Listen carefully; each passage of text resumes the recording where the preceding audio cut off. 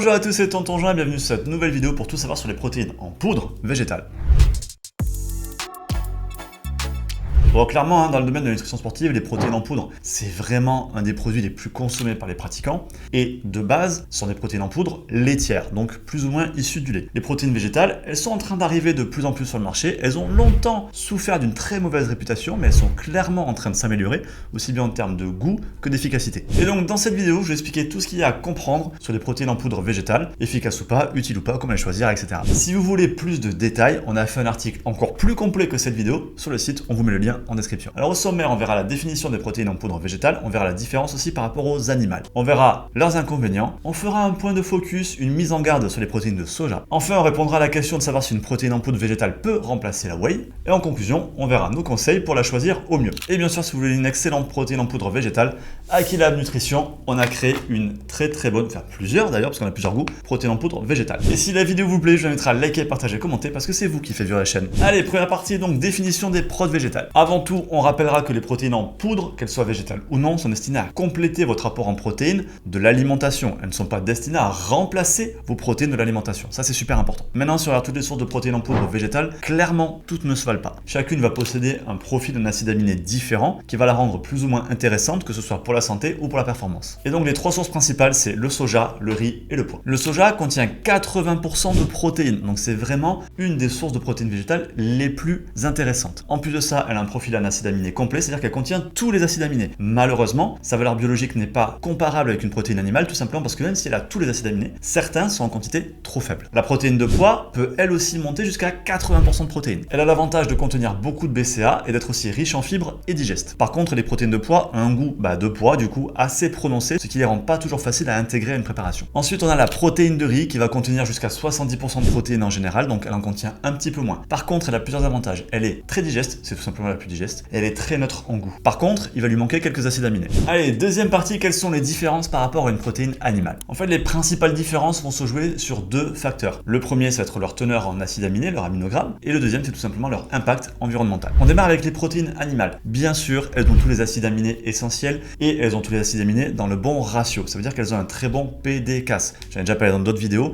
Le PDCAS, c'est l'index qui mesure tout simplement la complétude d'une protéine. Plus il est élevé, mieux c'est. Donc, elles ont une très bonne valeur biologique, elles seront bien assimilées par le corps, efficaces, etc. Mais elles sont aussi associées à des préoccupations environnementales plus importantes, élevage intensif, production de CO2, etc. Maintenant, les protéines végétales. Si on prend une seule source, donc sans en mélanger plusieurs, la valeur biologique sera beaucoup plus faible. Donc, il sera toujours important d'associer plusieurs sources de protéines végétales pour que, ensemble, en se mélangeant, leurs acides aminés fassent à la fin un bon PDCAS. Elles ont aussi l'avantage, par exemple, de fournir des fibres et surtout, elles sont beaucoup plus intéressantes d'un point de vue environnemental, avec une production de CO2, par exemple, réduite de 60%. Et bien sûr, elles sont aussi une très bonne solution pour tous ceux qui ont des problèmes à digérer la whey par exemple à cause du lactose qu'elle contient, tout simplement parce que les protéines végétales n'en contiennent pas. Alors j'ai dit que les protéines végétales étaient plus intéressantes d'un point de vue environnemental. Attention, ça va aussi dépendre de leur lieu de production. On le sait tous, notamment en Amérique du Sud, il y a beaucoup de déforestation pour produire du soja. Donc là, ça sera vraiment pas pertinent. Allez, troisième partie, l'inconvénient, ou les inconvénients plutôt des protéines végé. Bah oui, parce que même si elles ont plein d'avantages d'un point de vue performance, santé et environnemental, bien sûr, elles ont aussi des inconvénients. Alors comme je l'ai dit déjà, le premier, c'est qu'aucune n'aura une valeur biologique suffisante. Donc il faudra toujours coupler plusieurs sources de protéines végétales, soit sur un seul repas, soit sur la journée, soit dans votre shaker bien sûr. Donc forcément, le fait de devoir combiner comme ça plusieurs sources rend tout simplement l'organisation des repas un peu plus compliquée de juste manger un steak. Là bien sûr, c'est quand on parle